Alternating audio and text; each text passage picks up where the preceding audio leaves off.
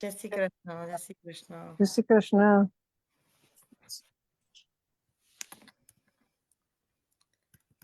આપણે આજનો સત્સંગ મંગલાચરણથી શરૂ કરીશું. જય શ્રી કૃષ્ણ બધા વૈષ્ણવને. જય શ્રી કૃષ્ણ. સુસા, ગો હેડ. જય શ્રી કૃષ્ણ. જય શ્રી કૃષ્ણ. જય શ્રી કૃષ્ણ. જય Shri Krishna. So good to see you, ચક્ષુષા.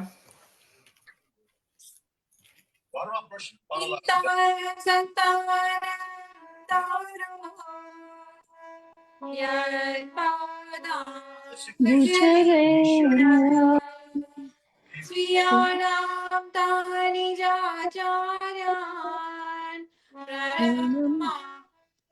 પ્રણામામિ મુહુર્મુહુર્ યદનો પ્રતો જન્મો સર્વદુઃખાદિગો ભવેत् તમહં સર્વદા વંદે શ્રીમદ્વલ્લભનંદનમ અજ્ઞાનતિમિરાન્ધસ્ય જ્ઞાનાഞ്જનશલાકયા ચક્ષુરુન્મિલિतं येन तस्मै श्रीगुरवे नमः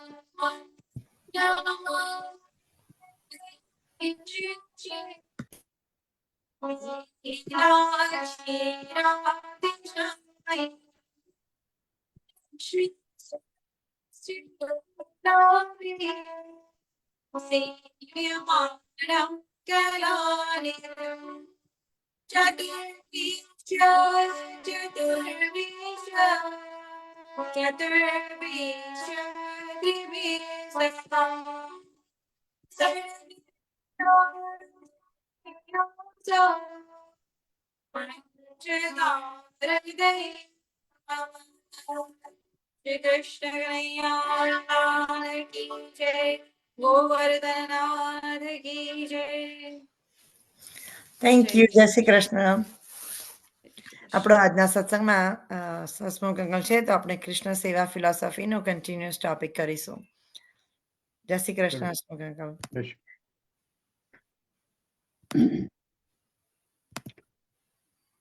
સૌ જીવોને હસમુખ શાહના જય શ્રી કૃષ્ણ, જય શ્રી વલ્લભ, દંડવત પ્રણામ. આજે આપણે પુષ્ટિ સેવાનું તત્વદર્શન અને આચરણ, ફિલોસોફી એન્ડ પ્રેક્ટિસ પુષ્ટિ ભક્તિ માર્ગ વિષયને આગળ વધારીશું. આ વિષયના સંદર્ભમાં અત્યાર સુધીમાં આપણે શ્રી મહાપ્રભુજીના શુદ્ધ અદ્વૈતવાદ તથા એની પ્રેક્ટિકલ એપ્લિકેશન તરીકે પુષ્ટિ ભક્તિ માર્ગ, આપણા આરાધ્ય પરબ્રહ્મ કૃષ્ણ, તનુ વિત્તજા કૃષ્ણ સેવાના મુખ્ય આશય, કૃષ્ણ સેવા અથવા કૃષ્ણ કથાની પસંદગી, શરણ મંત્ર દીક્ષા, બ્રહ્મ સંબંધ મંત્ર દીક્ષા, શ્રદ્ધા, નિષ્ઠા, નિસ્સાધનતા, દાસત્વ, દીનતા, શરણાગતિ, સમર્પણ, નિષ્કામ પ્રેમ, પ્રેમ લક્ષણા ભક્તિ, સહજતા, માયા, સંસાર, લૌકિક અલૌકિક, આશ્રય, અન્યાશ્રય,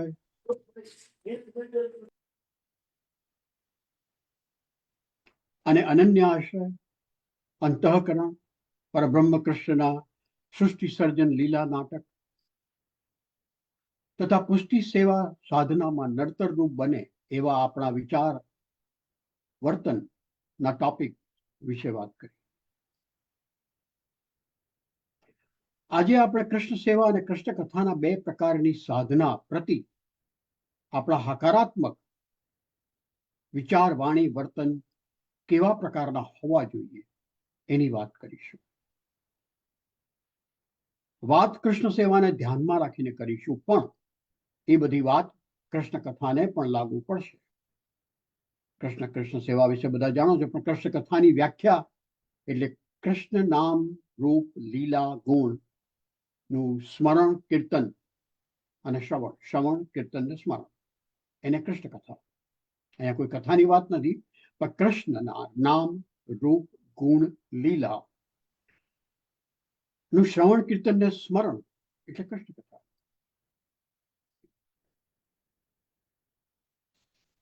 સેવા કશું મેળવવા માટે નહીં, કશું જ નહીં. નિષ્કામ સેવા, કોઈ પ્રકારની કામના નહીં, દેખાડો કરવાની પણ કામના નહીં, દંભ કરવાની પણ કામના નહીં, સારા ધાર્મિક વૈષ્ણવ ગણાવવાની પણ ઈચ્છા નહીં, કોઈની આગળ બણગા ફૂંકવાની પણ ઈચ્છા નહીં, આપણું કોઈ કામ થઈ જાય એના માટે પ્રભુને વિનંતી કરીએ એના માટે પણ નહીં. નિષ્કામ. કૃષ્ણ આપણી પાસે નિષ્કામ પ્રેમ માંગે છે,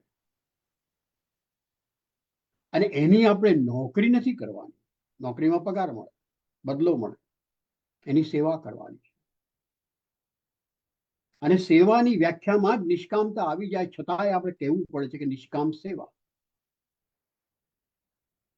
અને માટે તો સેવક કહેવાઈએ છીએ આપણે, નોકર નહીં. તો કૃષ્ણના સેવક તરીકે, કૃષ્ણના દાસ તરીકે કૃષ્ણની સેવા કરવાની છે, નિષ્કામ ભાવથી. બિલકુલ. અને એટલા માટે જ આપણને ઉપદેશ કરવામાં આવે છે કે પ્રભુ સુખ માટે સેવા, તત્સુખ માટે સેવા, સ્વસુખ માટે નહીં, આપણા કલ્યાણ માટે નહીં, આપણી જરૂરિયાતો પોષવા માટે નહીં, પ્રભુના સુખ માટે. શબ્દ સરસ છે, તત્સુખ, એના સુખ માટે, એના સુખ માટે. પણ આ તત્સુખની વ્યાખ્યા શું? સુખની જે આપણી વ્યાખ્યા છે ને, સાંસારિક વ્યાખ્યા, કે સારું ખાવું, સારું પહેરવું, સારું ઓઢવું, સારી સરસ પથારી હોય, સારું ઘર હોય, એ બધી આપણી સુખની વ્યાખ્યા છે. સારા સાધનો હોય, સગવડ હોય. અને એટલે આપણે એમ માનીએ છીએ કે કૃષ્ણને પણ આવું જ સુખ આપવાનું છે. આપણે સારા સારા ભોજન પીરસવાના છે, સારા સારા મેવા, સૂકા મેવા, લીલા મેવા ધરાવવાના છે, સારા સારા આભૂષણ વસ્ત્ર ધરાવવાના છે, અત્તર સુગંધી જે કંઈ આપણે ધરાવતા હોઈએ, સારા ફૂલ ધરાવવાના છે, સરસ મજાની શૈયા કે સરસ મજાનું મંદિર બનાવવાનું છે. કૃષ્ણને એમાં રસ નથી. એ તો આપણે કરીએ છીએ, કારણ કે આપણે એ સુખની વ્યાખ્યા આપણી એવી છે. તો કૃષ્ણનું સુખ શેમાં છે? કૃષ્ણનું સુખ એમાં છે કે એનો ભક્ત એટલે કે આપણે આપણા દોષ ધીરે ધીરે ધીરે ધીરે દૂર કરતા જઈએ. આપણે બધા, આપણામાં બધા જ જાતના અલગ અલગ પ્રકારના દોષ છે. એક જ વ્યક્તિમાં બધા દોષ હોતા નથી, પણ અલગ અલગ દોષ હોય છે. તો આપણે એ દોષને ઓળખીએ, આપણા એને દૂર કરીએ. જે કોઈ દોષ હોય, અહંકાર અને માલિકીપણાનો ભાવ, અહંકાર અને મમતા, અહંતા અને મમતા તો હોય છે જ. લોભ હોય છે, લાલચ હોય છે, દંભ હોય છે, ઈર્ષા હોય છે, ક્રોધ હોય છે. આ બધા દૂષણો આપણામાં હોય છે, ઓછા વત્તા પ્રમાણમાં. એને દૂર કરીએ તો કૃષ્ણને વધુ ને વધુ સુખ મળતું રહે. એને 56 ભોગ ધરાવવાથી કે અન્નકૂટ કરાવવાથી સુખ મળે એવું નથી હોતું. એવું આપણને કહેવામાં આવે છે, જે યોગ્ય નથી. એનું સુખ આપણી યોગ્યતા આપણે વધારતા જઈએ એમાં છે. અને યોગ્યતા ત્યારે વધે કે જ્યારે આપણે આપણા દોષને ઓળખીએ અને એ દોષને સુધારવાની કોશિશ કરતા રહીએ.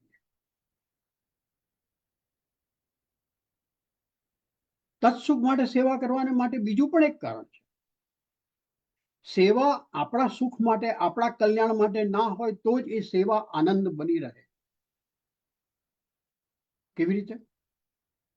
આપણને, દરેક વ્યક્તિને, આપણે મનુષ્ય છીએ, મનુષ્યના જીવનમાં દુઃખ તો હોય જ કોઈને કોઈ આપણી હંમેશા કંઈ ને કંઈ કમ્પ્લેન તો હોય. પૈસા હોય તો વધારે પૈસા મેળવવાની કમ્પ્લેન હોય, ધંધો સારો ચાલતો હોય તો વધારે પ્રોફિટ મેળવવાનો ફરિયાદ હોય. તો કોઈને કોઈ તો ફરિયાદ હોય જ આપણી. અને આપણે પ્રભુને પ્રાર્થના કરી કે હે પ્રભુ, હું તારી આટલી બધી સેવા કરું છું, તારી તરફ આટલો બધો પ્રેમ દર્શાવું છું, આવું આપણે માનતા હોઈએ છીએ.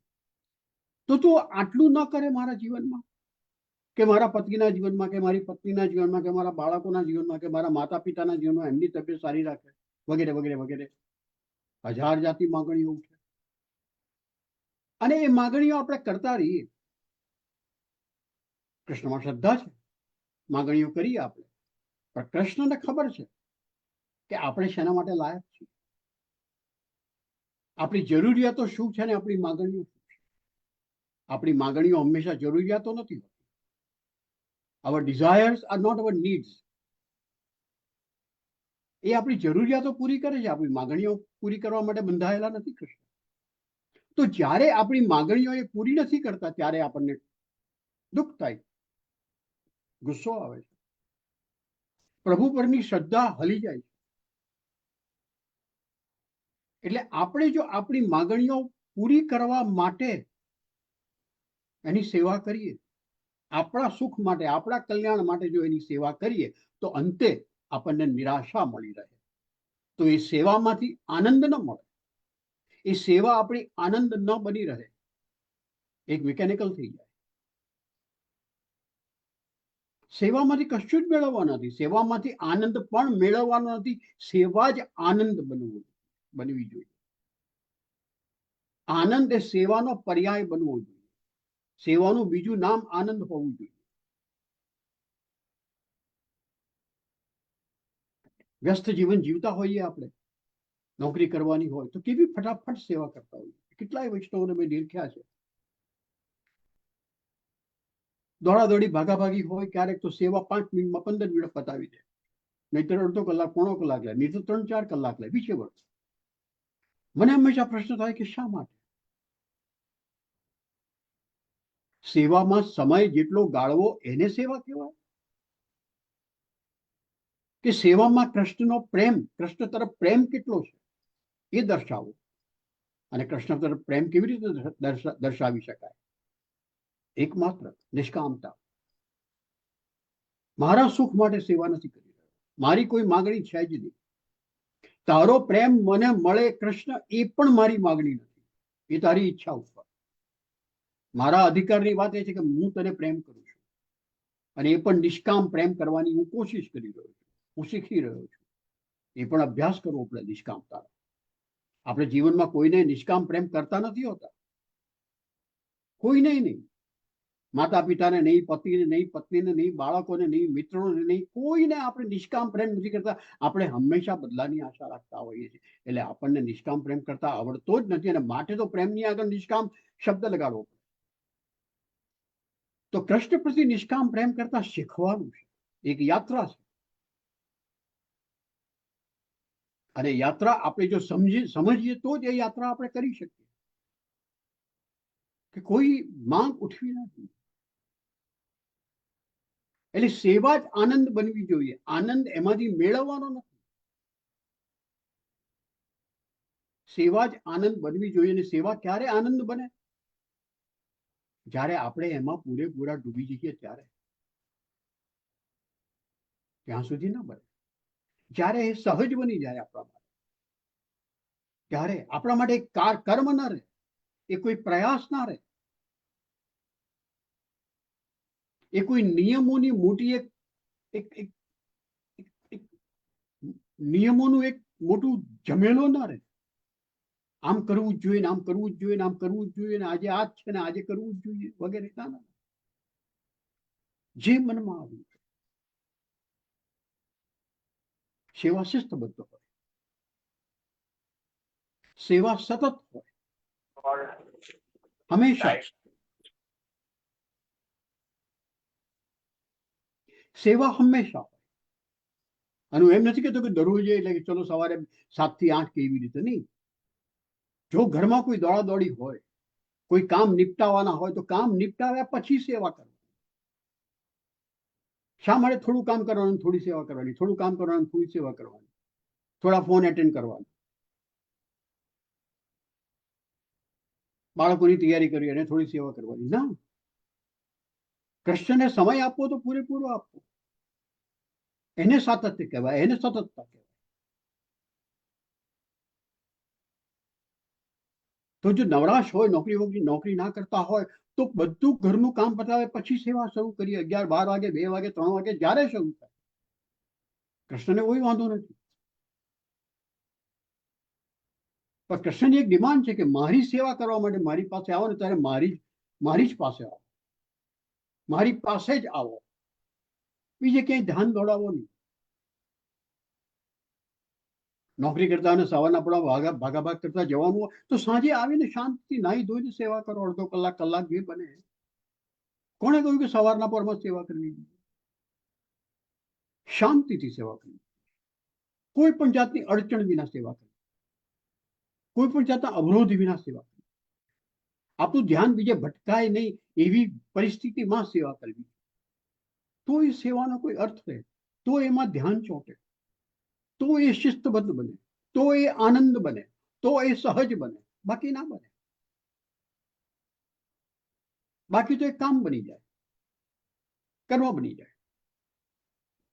સેવા આત્મ જાગૃતતા યુક્ત હોય, સભાનપણે થવી જોઈએ. સેવા શા માટે કરીએ યાદ રાખવાની જરૂર છે. આપણે વાત કરી ગયા છીએ. સેવાના મુખ્ય 3 આશય હોવા જોઈએ. આપણો અહંકારનો નાશ થવો જોઈએ, આપણા માલિકીપણાના ભાવનો નાશ થવો જોઈએ, એટલે કે અહંતા અને મમતાનો નાશ થવો જોઈએ, અને નિષ્કામ પ્રેમ કરતા શીખવાનું, સેવા કરતા કરતા. આ 3 આશય હોવા જોઈએ સેવાનો. બીજો કોઈ આશય હોવો નથી.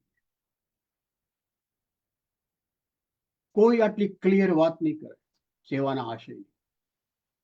જ્યારે વૈષ્ણવને પૂછવામાં આવે કે મહાનુભાવ, અને હા, સેવા કૃષ્ણને પ્રેમ કરવા માટે. આપણે પ્રેમ કરીએ છીએ ખરા કોઈને? પ્રેમની વ્યાખ્યા જ નિષ્કામ પ્રેમ છે. આપણે તો સદાબાજી જેવો પ્રેમ કરીએ છીએ. કૃષ્ણ સાથે એ ના ચાલે. તો એક આત્મ જાગૃતતા હોવી જોઈએ કે હું કૃષ્ણને નિષ્કામ પ્રેમ કરવાની કોશિશ કરી રહ્યો છું, કરી રહી છું, અને એના માટે કૃષ્ણ નિર્દોષ છે, એનામાં કોઈ વિકાર નથી, અવિકારી છે. તો આપણે પણ એના જેવા નિર્દોષ બનવાની કોશિશ કરવી પડે, દોષ વિનાના બનવાની કોશિશ કરવી પડે, અને એ સભાનપણે કરવી પડે, જાગૃતતા લાવીને કરવી પડે, આપણા આત્મવિશ્લેષણ કરીને, સેલ્ફ એનાલિસિસ કરીને અને સેલ્ફ કરેક્શન કરીને કરવું. સતત આ બધું આપણને સામાન્ય ઉપદેશોમાં કહેવામાં નથી આવતું. શ્રી મહાપ્રભુજી લખીને ગયા સર્વનિર્ણય પ્રકરણમાં. જો શાંતિથી વાંચો ને સમજો. સેવામાં ડૂબવાનું હોય, અને ડૂબી ક્યારે શકાય? જ્યારે આજુબાજુ કોઈ અવરોધ ના હોય ત્યારે. એટલા માટે મેં કહ્યું કે એકદમ શાંતિ હોય ત્યારે સેવા શરૂ કરવી. એ જ સમયમાં સવારે કરો, બપોરે કરો, સાંજે કરો, રાત્રે કરો, ડઝન્ટ મેટર. સેવા એક સ્વયંભૂ કલા છે, અંદરથી ઉદ્ભવે. આપણે જેમ પહેલા વાત કરી ગયા એવી રીતે આપણે આપણા બાળકને કેવી રીતે રાખવું, અને બાળકને પ્રેમ કેવી રીતે કરવો, આપણે પડોશીને પૂછવા નથી જતા. અંદરથી આવે. દરેક માને અંદરથી આવે છે કે મારા બાળકને કેવી રીતે હું પ્રેમ કરું. દરેક પિતાને અંદરથી આવે છે કે હું મારા બાળકને કેવી રીતે પ્રેમ. દરેક પત્નીને એમ થાય છે કે હું મારા પતિને કેવી રીતે પ્રેમ કરું. એ બાજુવાળી એની બહેનપણીને પૂછવા નથી જતી કે પતિને કેવી રીતે પ્રેમ કરવો. સ્વયંભૂ અંદરથી આવવું જોઈએ. Comes from within. કોઈને પૂછવાનું ના હોય. શું પૂછીએ છીએ આપણે? નિયમો પૂછીએ છીએ. ક્યારે પૂછીએ છીએ પ્રેમ કેવી રીતે કરવાનો? ના, અને કૃષ્ણને તો પ્રેમની જરૂર છે, નિયમોની નહીં. અને જ્યારે નિયમબદ્ધ સેવા થઈ જાય છે ને વધારે પડતી, ત્યારે એ પ્રયાસવાળી થઈ જાય. It's forced. એવી સેવા ના હોય. સેવા સહજ બનવી જોઈએ. શ્વાસ લઈએ છીએ ને એટલી સહજ બનવી જોઈએ. શ્વાસ લઈએ છીએ આપણને ખબર નથી પડતી. આપણે કહેતા નથી દુનિયાને કે અમે શ્વાસ લઈએ છીએ. શ્વાસ એક સહજ છે, એક ક્રિયા છે, કર્મ નથી. કર્મ કરવાનું હોય, ક્રિયા આપોઆપ થાય. સેવા ક્રિયા બનવી જોઈએ. સેવા આપણા જીવનમાં વણાયેલી હોવી જોઈએ. સેવા હું કરું છું એ શબ્દો જ ક્યારેય મનમાં ઉઠવાના જોઈએ. તો કૃષ્ણની સેવા કૃષ્ણ અંગીકાર કરે.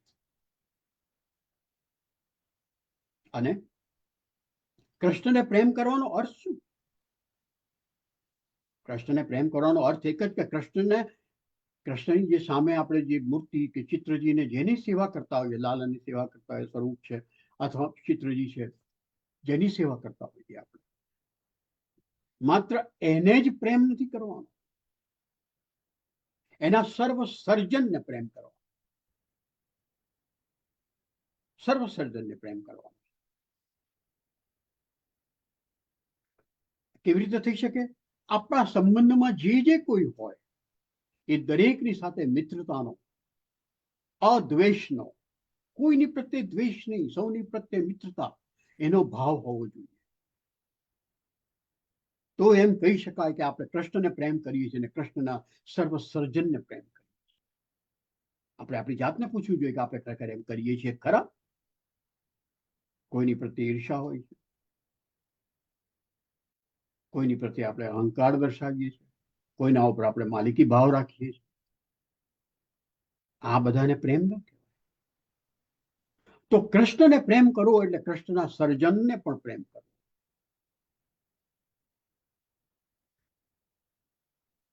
આવતા સત્રમાં આપણે ભગવદ્ ગીતામાં જે કૃષ્ણ કહે છે કે મારો પ્રિય ભક્ત કોણ છે, એના જે 39 લક્ષણો કૃષ્ણ વર્ણવે છે એની વાત કરીશું થોડી.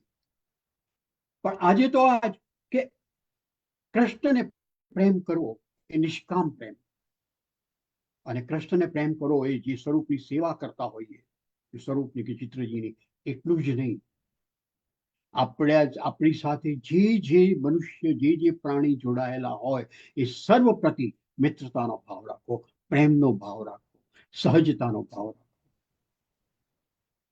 તો જ કૃષ્ણ જેવો પ્રેમ કરી શકીએ. કૃષ્ણ સૌને નિષ્કામ પ્રેમ કરે છે, એક સરખો પ્રેમ કરે છે. આપણને એનો અનુભવ થાય કે ના થાય, એ તો કરે જ છે. તો કૃષ્ણના જેવો પ્રેમ કરવાનું શીખવાનું છે, નિષ્કામ અને સર્વગ્રાહી. આજે અહીં જ વિરમું. આપ સૌ આપના મન હૃદય ખુલ્લા કરીને મને સાંભળો છો, એ મારું સદભાગ્ય છે. આપ સૌનો આભાર. મને વાર્તાલાપ માટે નિમંત્રણ આપવા બદલ સેજલબેનનો આભાર. જય શ્રી કૃષ્ણ, જય શ્રી વલ્લભ. આવતા સત્રમાં આપણે ફરીથી પુષ્ટિ સેવા તત્વદર્શન વિષય વિશે વાત કરીશું થોડી. Thank you. શ્યોર. બહુ અઘરું છે પણ કરી શકાય. અઘરું છે, અશક્ય નથી. અઘરું ઇટ છે ઇઝ નોટ પણ ઇમ્પોસિબલ. ધીમે ધીમે ડગલે ડગલે પગલે પગલે આગળ વધાય એવું છે. જો સમજીએ કે શું કરવાનું છે ને, તો કરી શકાય. તકલીફ એ છે કે મોટાભાગના વૈષ્ણવોને આવું બધું કહેવામાં નથી આવતું. આઈ થિંક આપણે તો કેટલું બધું સાંભળી લીધું છે, કેટલું નોલેજ આમ ઓલરેડી લઈ લીધું છે, તો હવે ખાલી એને અમલમાં, રાઈટ. પણ અમલમાં મૂકવાનું જ અઘરું છે એકચ્યુઅલી. યસ. હા, પણ એ કરવું પડે ને. આપણે ભણતા હતા ત્યારે, જ્યારે ટ્રિગોનોમેટ્રી શરૂ કર્યું ત્યારે ટ્રિગોનોમેટ્રી એ પહેલા શીખ્યા નહોતા. નાનપણમાં જ્યોગ્રાફી શરૂ કરી ત્યારે જ્યોગ્રાફી નહોતા શીખ્યા. રાઈટ. નવી ભાષા શરૂ કરી એ પહેલા એ શીખ્યા નહોતા, છતાંય બધું કર્યું. નોકરી શરૂ કરી ત્યારે નોકરીમાં જે કરવાનું હતું એ પહેલા આવડતું નહોતું, તોય કર્યું આપણે. બરાબર છે. જો એ બધું કરી શકીએ તો આપણામાં શક્તિ છે જ. રાઈટ. અને આઈ થિંક અને આપણે બધાને એવું ચેન્જીસ તો લાવવા જ છે, એવું નથી. બધાને ધીમે ધીમે I see so many Vaishnavs have changed from what I know from them 10 years ago. 10 years ago જે લોકો વૈષ્ણવો હતા એ ધીમે ધીમે જે હવે ચેન્જીસ આવી ગયા છે એમનામાં. અને એ મન ખુલ્લું રાખો તો ડેફિનેટલી આવે. It's a very positive thing and that's what it matters. I think Krishna appreciates that. I'm sure. આપણને ખબર ના પડે પણ he helps. હા, એટલે તો પુષ્ટિમાળનું નામ પુષ્ટિમાળ છે કે જે કૃષ્ણ આપણા પ્રયત્નોને પુષ્ટ કરે છે, પોષણ આપે છે. he supports us. પણ આપણા પ્રયત્નો સાચી દિશાના હોવા જોઈએ, એ આપણે વિચારવાનું. right. That we have to do. Good topic. Thank you. મારે જવું પડશે. જય શ્રી કૃષ્ણ સૌને. જય શ્રી કૃષ્ણ. રીટા આંટી, આપણે ભાગવત પુરાણ કન્ટિન્યુ કરીએ. જય શ્રી કૃષ્ણ. જય શ્રી કૃષ્ણ. એક જ મિનિટ. હા, આજે બધાને એકાદશીના પણ જય શ્રી કૃષ્ણ. જય શ્રી કૃષ્ણ. જય શ્રી કૃષ્ણ. જય શ્રી કૃષ્ણ. એકાદશી તો કાલે છે ને? ના, જાન્યુઆરીની 9મી એ. કાલે અમાર તો કાલે વૈષ્ણવ ના પંથી તો હજી કાલે કેલેન્ડર નો આજે બતાવે છે. કેલેન્ડર માં આજે બતાવે પણ કાલે હા. છે. કાલે 12 વાગે પતી જશે બપોરના. હવે જે ગોવર્ધનનાથ નહીં નહીં તો કાલે કરજો. ઘણા લોકોએ આજે કરી છે, ઘણા લોકો હવે કાલે કરતા હોય છે. અમે કાલે કરવાની છે એટલે યા આ કેલેન્ડર કન્ફ્યુઝ જ છે બધા. બહુ બધા મહારાજ કે છે, આપણા મંગલ મંદિરના મહારાજ તો કહે છે જ કાયમ કે કેલેન્ડર કન્ફ્યુઝ છે આજે. યા દર વખતે એવું જ મારે ઘણી વાર હા. એવું થાય છે એટલે કારણ કે અડધા દિવસથી શરૂ થાય ને પછી નેક્સ્ટ દિવસે આખું અડધા દિવસ જ સુધી હોય એટલે અમે કાલે જ કરવાના છે, અમે આજે નથી કરી. અમે એટલે- આજે કરી છે. મેં જાન્યુઆરી 9મી એ બતાવતો તો તમે તો આજે જ કરી. યા ના જય શ્રી કૃષ્ણ 11 કઈ નહીં, ભગવાનનું નામ લઈને મેં તો કરી ના દીધું. હોય બે હોય છે આજે શિવ Yeah. પંથી કાલ વૈષ્ણવ પંથી એમાં હોય છે એવી રીતે હોય છે એને આજે કરીએ, એને આજે 11 ના જય શ્રી કૃષ્ણ, જે કાલે કરશે એને કાલે કરે ને કાલે કાલે જય 11 શ્રી ના જય કૃષ્ણ. શ્રી કૃષ્ણ હા. કઈ નહીં કરજો, પણ એકાદશી કરજો બસ. યા રાઈટ રાઈટ કરવાની ખરી, બરાબર ને? આપણા હા. પાપો થોડા ઓછા થાય. બસ તો કરવાનું બરાબર. જ્યારે બે અપાસ કરવાનો ફરાળ કરવાનું બરાબર હા એક્ઝેક્ટલી. અને ભગવાનની સેવાનું નામ વધારે દેવાનું તે વખતે. ભગવાનનું નામ વધારે દેવાનું. જય શ્રી કૃષ્ણ. જય શ્રી થોડો આરામ કૃષ્ણ લઈ લેવાનો. જય શ્રી કૃષ્ણ. જય શ્રી કૃષ્ણ. જય શ્રી આપણે કયા પાના પર હતા રીટા આંટી? 212. ઓકે. અને તમે કયા ચેપ્ટર 5 રાઈટ? હા, ચેપ્ટર 5. આપણે અજગર કથા ચાલે છે. અજગરની જ્ઞાની પરમહંસની ચાલે છે. સુકુમાર અને અજગરનું વ્રત પાલન કરતા હતા, તેની આગળ વધે છે. અજગર કરે ન ચાકરી, પંખી કરે ન કામ, દાસ મલુકા યો કહે સબકા દાતા રામ. અજગર ઉદ્યમ ન કરે. ઋષભ દેવજી કોઈ પણ ભૌતિક પદાર્થની પ્રાપ્તિ માટે ઉદ્યમ નહોતા કરતા. તેમની પાસે અનેક સિદ્ધિઓ હતી. તેઓ પોતાના દેહના રક્ષણ માટે અને પોષણ માટે પણ અનેક સિદ્ધિઓનો ઉપયોગ કરતા ન હતા. વળી લોભ અને લાચારથી પ્રેરાયેલ લોકો તેમની પાસેથી કંઈક મેળવવાની કામનાથી તેમની આજુબાજુ ફર્યા ન કરે તે માટે તેઓ પોતાના શરીર પર મળ લગાડતા. તેઓ સાચા સિદ્ધ હતા, તેથી તેમને મળમાંથી પણ સુગંધ આવતી. પરિભ્રમણ કરતા ઋષભદેવજી દક્ષિણ પ્રદેશમાં કર્ણાટકમાં આવ્યા. હવે દેહ પણ તેમને માટે બોજારૂપ બની ગયો હતો. આથી દેહ ત્યાગ કરવા તેઓ દાવાગ્નિમાં પ્રવેશ્યા. પરમહંસ જાણે કે અગ્નિ દેહને બાળી શકે છે, આત્માને નહીં. દાવાગ્નિમાં ઋષભદેવજી દેહ બળી ગયો, અમર આત્મા મુક્ત બન્યો. સુખદેવજી ઋષભદેવને વંદન કરે છે. નમો ભગવતે ઋષભાય. તસ્મૈ ભાગવતમાં શ્રી સુખદેવજી ઋષભદેવ, મોહિની ભગવાન, મત્સ્ય ભગવાન અને શ્રી કૃષ્ણ ભગવાનને વંદન કરે છે. ઋષભદેવજી જીવન જ્ઞાની પરમહંસનું જીવન છે, તેથી સાધારણ મનુષ્યો માટે તે અનુકરણ નથી. તેમનું અનુકરણ તો જ્ઞાની પરમહંસ જ કરી શકે. ઋષભદેવના પુત્રોમાં સૌથી શ્રેષ્ઠ પુત્ર હતા ભરતજી. ઋષભદેવ જ્ઞાની પરમહંસ હતા, તો ભરતજી ભાગવત પરમહંસ હતા. ઋષભદેવજી સમય સુધી આપણો આ મહાન દેહ અનાજ ભખંડ નામે ઓળખાતો. ભરતજીના સમયથી તે ભરતખંડ કહેવાયો. ઋષભ પિતૃક્ષણ ચૂકવવા માટે ભરતજી વિશ્વરૂપ પુત્રી પંચજન્યની સાથે પરણ્યા. તેનાથી તેમને 5 પુત્રો થયા. ભરતજી પ્રજાવત્સલ, જ્ઞાની, ધર્મનિષ્ઠ રાજા હતા. ભરતજી મહાભાગવત હતા, સાચા વૈષ્ણવ હતા. પારસમણીથી પણ શ્રેષ્ઠ એવા પરમ ભાગવતીય હતા. તેમના સંપર્કમાં આવનાર તેમના જેવો પરમ ભાગવતીય બની જતા.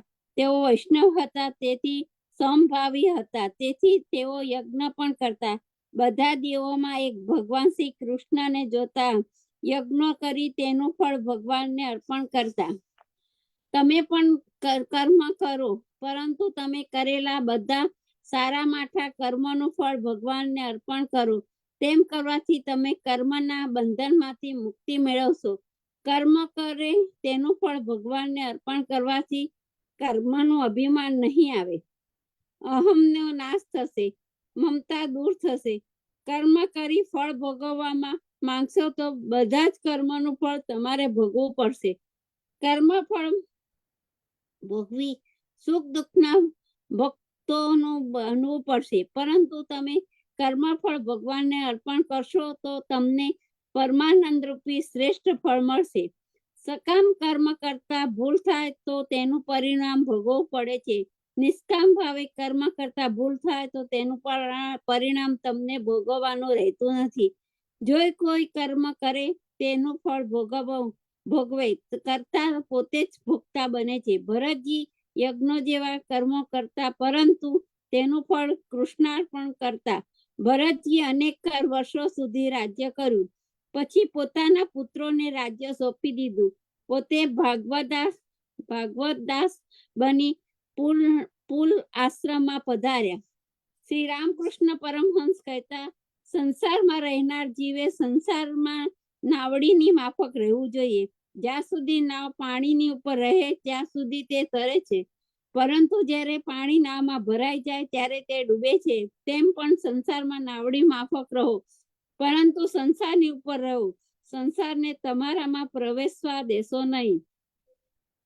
અહમતામય આ સંસાર જેવો તમારામાં પ્રવેશે કે તરત જ તમે નક્કી ડુબાડવાના. આપણું આ શરીર નાવરૂપ છે. સંસાર સમુદ્ર સમાન છે. વિષયો સમુદ્રના જળરૂપ છે. તમારા શરીરને વાસનામય બનાવશો તો સંસારરૂપી સમુદ્રમાં ડૂબશો. ભરતજી સંસારથી પર રહ્યા, તેથી તેઓ ભવસાગર તરી ગયા. પરંતુ ભગવાનની માયા દુરસ્ય છે. ભગવાનની માયા તરવી મુશ્કેલ છે. શિવ વિરંચી પણ તેના પાર પામી શકતા નથી. ભરતજી અને તેના પર પામી ન શક્યા અને માયામાં ફસાયા. ભરતજીએ રાજ્ય છોડ્યું, પત્ની છોડી, સર્વસ્વનો ત્યાગ કરી વનમાં આવ્યા. ભક્તિ કરવા લાગ્યા, પરંતુ ભગવત ભક્ત એવા ભરતજી દયા કરવા જતા ભગવાનને ભૂલ્યા અને ભાવ ટવીના અટવાયા. હરણી મેળવીને હરીને ભૂલ્યા. એક દિવસ પ્રાતઃકાળે ભરતજી સ્નાન સંધ્યામાં નિગ્ન બની ગયા હતા. કેળપુર પાણીમાં ઉભા રહી તેઓ ગાયત્રી મંત્રનો જપ જપતા હતા. ધ્યાનમગ્ન બની ગયા. ભરતજી પ્રાર્થના કરતા હતા, હે પ્રભુ, મારા મન અને મારી બુદ્ધિનું સન્માર્ગે જવાની પ્રેરણા કર. હું તારા તેજોમય સ્વરૂપનું ચિંતન કરું છું. ભરતજી ધ્યાનમગ્ન બની ગયા હતા. તેમનું ચિંતન પ્રભુના પરોવાયું હતું. ચેતન સ્તન પ્રવણ સેવા, તેઓ માનસી સેવામાં લાગી ગયા હતા. માણસ જેટલું પાપ શરીરથી કરે છે તેથી અનેક ગણું વધારે પાપ તે મનથી કરે છે. જો એ મનનો વિરોધ કરે તો પોતાના શરીરથી જેટલી સેવા તે કરે છે કરી શકે તેનાથી અનેક ગણી સેવા તે મન વડે કરી શકે છે. નિરોધથી વશ કરેલું મન પ્રભુ પ્રાપ્તિ માટેનું સર્વોત્તમ સાધન છે. એટલા માટે તો તનુજા અને વિત્તોજા સેવાને શ્રીમદ વલ્લભાચાર્યજીએ સાધનરૂપ ગણાવી છે અને માનસી સેવાને ફળરૂપ બતાવી છે. પરંતુ માનસી સેવા સહેલી નથી. એક વણિક હતો, તેની પાસે ઘણું દ્રવ્ય હતું, પરંતુ સ્વભાવે તે કંજૂસ હતો. પોતાના દ્રવ્યનો ઉપયોગ તે પ્રભુ સેવામાં કરતો નહીં. તે સન્માર્ગે લાવવા તેને ગુરુદેવે તેને કહ્યું, તું માનસી સેવા કર. પ્રભુ માનસી સેવાથી ઘણા પ્રસન્ન થાય છે. વળી માનસી સેવામાં એક પાઈનો પણ ખર્ચ થતો નથી. વાણિયાને તો એટલું જ જોઈતું હતું, પોતાનું ધન પોતાની પાસે રહે અને પ્રભુની સેવા થાય. આ તો ઘણું ઉત્તમ. માનસી સેવાનો વિધિ તેણે પોતાના ગુરુ પાસેથી જાણી લીધો. ગુરુદેવે કહ્યું, જેમ અન્ય ભક્તો કરે છે તેમ જ તારે પણ કરવાનું. ભગવાનને જગાડવાના, સ્નાન કરાવવાનું, શૃંગાર સજાવવાનો, ભોગ ધરાવવાનું, ભાતના મેવા મીઠાઈ અને મિષ્ટાન પ્રભુને આરોગવાના વગેરે બધું જ કરવાનું. પરંતુ એ બધું મનથી કરવાનું. તારે મનથી એમ માનવાનું કે પ્રભુ, હું તમને સ્નાન કરાવું છું, સુંદર વાઘા પહેરાવું છું, હીરા જડિત રત્ન જડિત આભૂષણો પહેરાવું પહેરાવું છું. આ બધું મેવા મીઠાઈ તારી પાસે ધરાવું છું. પ્રભુ, તું તે ભાવથી આરોગાવજે. આ બધું મનથી કરવાનું છે, પરંતુ ભાવથી કરવાનું છે. ભગવાનનું સ્વરૂપ હૃદયમાં સ્થાપી તે આંખ સમક્ષ રાખી આ બધું કરવાનું. વણિક કંજૂસ હતો, પરંતુ ભાવિક હતો, દૈવી જીવ હતો. પોતાના ગુરુદેવની આજ્ઞા પ્રમાણે સાચા હૃદયથી અને મનથી એકાગ્રથી તે પ્રભુની સેવા કરવા લાગ્યો. રોજ રોજ એ ભાત પકવાન બનાવે અને બાળકૃષ્ણને આરોગાવે. સેવામાં તેની તન્મયતા એટલી બધી વધી ગઈ કે હવે તે કઈ જ મનથી ધરાવે તે પોતાની નજર સામે પ્રત્યક્ષ જુએ. એક દિવસ તેને કટોરામાં દૂધ પી લીધું. દૂધમાં ખાંડ નાખી. પછી તેને એમ લાગ્યું કે ખાંડ ઘણી વધારે પડી ગઈ છે. આટલી બધી ખાંડ દૂધમાં ન નખાય. વધારાની ખાંડ કાઢી લઈ આવતીકાલે દૂધમાં નાખીશ. અને માનસી સેવા હોવા છતાં પ્રત્યક્ષ દૂધમાંથી વધારાની ખાંડ કાઢી લેવા તેણે કટોરામાં હાથ નાખ્યો. ઠાકોરજીને જોયું કે વાણિયામાં ભક્તિભાવ તો છે, પરંતુ તેની સ્વભાવગત કંજુસાઈને તેના ભક્તિ માર્ગમાં પ્રતિબંધ રૂપે આવી ઊભી છે. પ્રભુ તો કૃપાના સાગર છે. પ્રભુએ કૃપા કરી ખાંડ કાઢવા માટે વાણિયાને કટોરામાં હાથ નાખ્યો અને ભગવાને પ્રગટ થઈ તેનો હાથ પકડી લીધો. કહ્યું, ભલા માણસ, આ શું કરે છે? ખાંડ વધારે પડી ગઈ, તેમાં તારું શું ગયું? તે ક્યાંક એક પાઈનો પણ ખર્ચ કર્યો છે? ભગવાને તેના હાથ પકડ્યો. એને જેનો હાથ ભગવાન પકડે છે તેના બધા દોષો થી નિવૃત્ત થઈ આપોઆપ થઈ જાય છે. ભગવત સ્પર્શથી તે વણિક સાચો વૈષ્ણવ બન્યો. પોતાની બધી સંપત્તિ તેને હરિ ગુરુ વૈષ્ણવની સેવામાં અંગીકાર કરાવી. પ્રભુ કૃપાથી તેને સ્વરૂપ આનંદની પ્રાપ્તિ થઈ. ભરતજી એકાધ્યાયી બની પ્રભુ સ્મરણ કરતા હતા. તેવામાં એક તરસી હરિણી નદીમાં પાણી પીવા આવી. તે ગર્ભણી હતી, પાણી પીતી હતી. તેવામાં સિંહની ગર્જના સંભળાઈ. તે સાંભળી ત્યાંથી ભાગી છૂટવા તેણે કૂદકો માર્યો. કૂદવા છતાં તેના ગર્ભ ગળી ગયો. બચ્ચું પાણીમાં પડ્યું. હરિણી મરણ પામી. સિંહની ગર્જના સાંભળી ભરતજીનું ધ્યાન પણ ભંગ થયું. તેમણે આ બનાવ જોયો.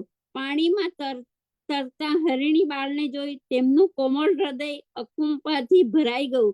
દોડીને તેમણે હરિણી બાળને પાણીમાંથી ઉઠાવી લીધું. આમ હરણી મળ્યું, હરણી ભૂલાયા. ભરતજીએ હરણી બાળને ઉછેરવા માંડ્યું. નિરાધાર અને તરત જન્મેલા બાળને ઉછેરવા જતા ભગવાન પ્રત્યેની ભક્તિ ભૂલાઈ ગઈ. ભગવાનની માયાથી હરિણી બાળમાં આસક્તિ થઈ ગઈ. ભરતજીએ વિચાર્યું, આ નિરાધાર બચ્ચાને કોનો આશરો? તેનું પાલન પોષણ કરવું એ મારો ધર્મ છે. અત્યારે તો હું જ એની માં છું અને હું જ એનો બાપ છું. એનું રક્ષણ મારે જ કરવું જોઈએ. આપણે પણ એમ જ કરીએ છીએ. મારે આ મારા બાળકોનું રક્ષણ કરવું જોઈએ. મારા બાળકોનું પોષણ કરવું મારે કરવું જોઈએ. મૂર્ખ માનો, તું ભારે ભૂલ કરે છે. સૌ કોઈનું તારું પણ પાલન પોષણ કરનાર, સૌ કોઈનું રક્ષણ કરનાર ભગવાન છે. કરતા હરતા તો કેવળ શ્રી હરિ છે. તું શું કરી શકે છે? હરિણી બાળનું ભરણ પોષણ કરવામાં ભરતજી ભગવાનને ભૂલ્યા. પ્રભુ ભજનમાં ચિત્ત પરોવાયા. ત્યાં હરિણી બાળા દેખાય. તેની અનેક વિધિ જરૂરિયાતો યાદ આવે. ભરતજીએ હરિણી બાળા ઉપર દયા કરીને તેને પાણીમાંથી બહાર કાઢ્યું.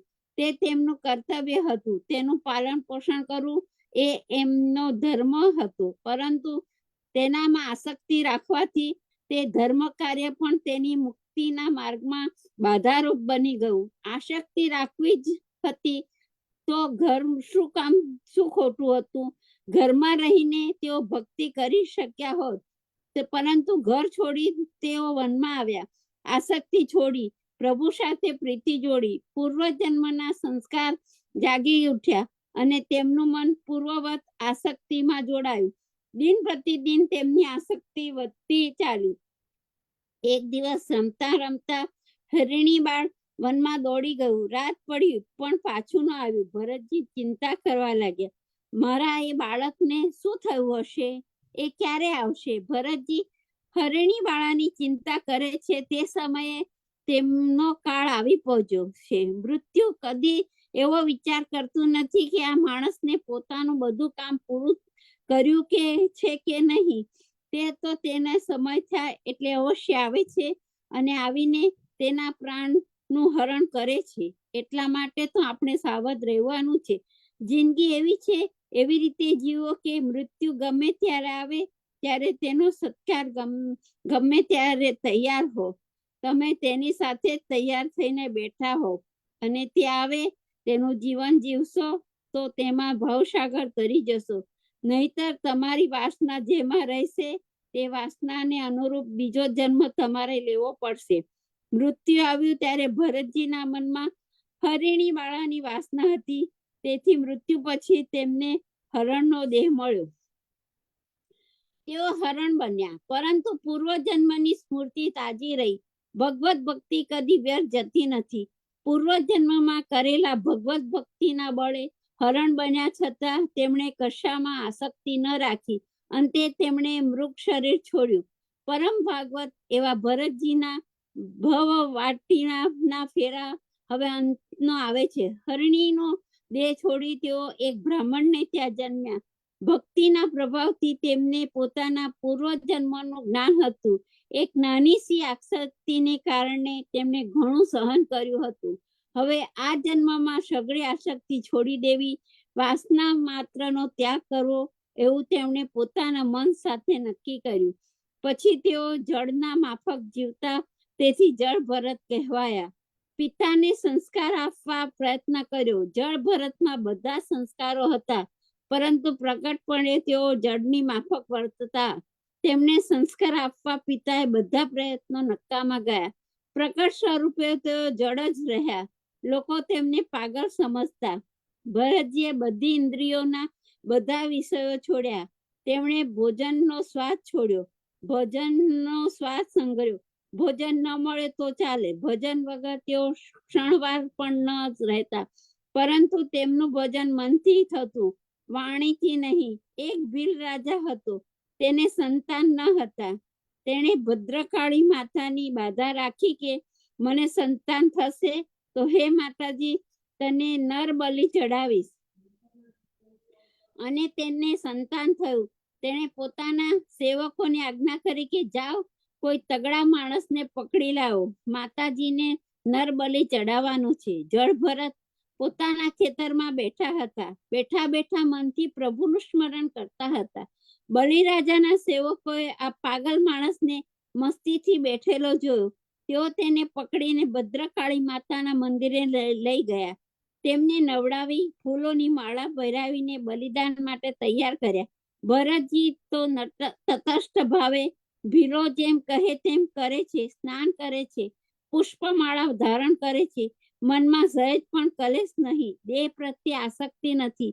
ભીલોને પણ આ જોઈ આશ્ચર્ય પામે છે. ભીલો ભરતજીને આજ્ઞા કરે છે, માતાજીને પાસે માથું નમાવી બેસે છે. માતાજીને પ્રાર્થના કરે છે. ભરતજી માટે બધા દેવ દેવીઓ શ્રી કૃષ્ણના સ્વરૂપો છે. સર્વ દેવે નમસ્કાર કેશવમ પ્રતિ ગચ્છતિ. ભરતજી માતાજીને નમસ્કાર કરે છે. ભીલ રાજા તલવાર વડે તેમનું માથું કાપવા તૈયાર થાય છે. ભરતજી તો ભગવાનના પરમ ભક્ત. માતાજીને તેમનું બલિદાન ન ખપે. માતાજી પ્રગટ થાય. ભીલ રાજાના હાથમાંથી તલવાર ઝૂંટવી લઈ તેના વડે ભીલ રાજાનું મસ્તક કાપી નાખ્યું. નરબલી તો થયો, પરંતુ તે ભીલ રાજાનો પોતાનો, ભરતજીનો નહીં. ભરતજી પાછા આવ્યા, સ્વસ્થાને બિરાજ્યા. તેમનું જળ આચરણ પૂર્વવત ચાલુ રહ્યું. સિંધુ સૌરવીર દેશનો રાજા રહગુણ કપિલ મુનિ પાસે બ્રહ્મ જ્ઞાન મેળવવા નીકળ્યો. પાલખીમાં બેસી તે કપિલાશ્રમ તરફ જઈ રહ્યો હતો. તેમની પાલખી ઉપાડનાર 4 ભાઈ લોકો હતા. તેમાંથી એક ભોઈ થાકને કારણે ચાલવામાં અશક્ત બન્યો. આથી કોઈ સશક્ત માણસને પકડી લાવવા રાજાએ પોતાના સૈનિકને મોકલ્યા. એવા માણસની તપાસ કરતા સિપાહીઓને જળ ભરત મળી ગયા. સશક્ત શરીર વાળા અને મસ્તરામ એવા જળ ભરતને પકડી તેઓ રાજા પાસે લઈ ગયા. ચોથા ભોયની જગ્યાએ તેમને ગોઠવી દીધા. ભરતજીને નિર્લેપ ભાવે પાલખી ઉપાડી ચાલવા માંડ્યું, પરંતુ ભરતજીની ચાલ જુદા જ પ્રકારની હતી. સૌ કોઈ ચાલે છે, પરંતુ સૌની ચાલ જુદી હોય છે. સંસારી જીવો પોતાની સલામતી વિચારીને ચાલે છે. ભરતજી જેવા ભક્તોની અન્યની સલામતી વિચારીને ચાલે છે. યોગીઓ ચાર હાથમાં ઘેરાવાની દ્રષ્ટિ રાખીને ચાલે છે અને ભોગીઓ દ્રષ્ટિ ચોર ચારે કોર ફરતી રહે છે. ભરતજી કીડી મકોડીના પણ ભગવાન દેખાય છે.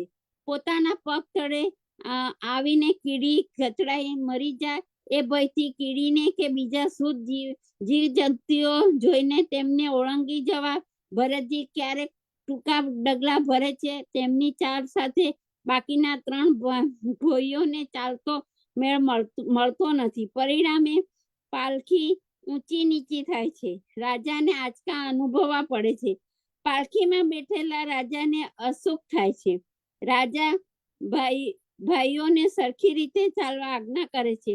3 ભાઈઓ ભરતજીના માથે દોષનો ટોપલો ઉડાડે છે. રાજા ભરતજીને નિર્બળ, વૃદ્ધ વગેરે શબ્દોથી નવાજે છે. જીવતા મુઆ જેવો કહે છે, પરંતુ ભરતજી તો સૌત્ર જ મિત્રે છે તથા માન મપાનયો. ભરતજી મન ઉપર રાજાની વિક્રોક્તિ, અપમાનજનક શબ્દો કે મસ્કરીની કશી જ અસર થતી નથી. તેઓ તો પૂર્વવત ચાલે છે. રાજાને ગુસ્સો ચડે છે. તે ભરતજીને રાજા સજા કરવાની ધમકી આપે છે, મારવાની ધાક બતાવે છે. ભરતજી વિચારે છે, આ રાજા મારું અપમાન કરે છે એ વાત મહત્વની નથી. મારા ખભા પર બેસીને બ્રહ્મ જ્ઞાનની શોધમાં જાય છે એ વાતનું મહત્વ છે. મારા ખભા ઉપર બેસનાર માણસનું પતન થાય છે એ યોગ્ય નથી. રાજા ભલે પાલખીમાં બેઠો હોય, પરંતુ એ મારી સાથોસાથ ચાલ્યા છે. સંત પાસે સાથે ચાલનાર ઉપર સંત સમાગમની અસર પડવી જોઈએ. સત્સંગ થાય છતાં એ કોરો રહે એ ઠીક નહીં.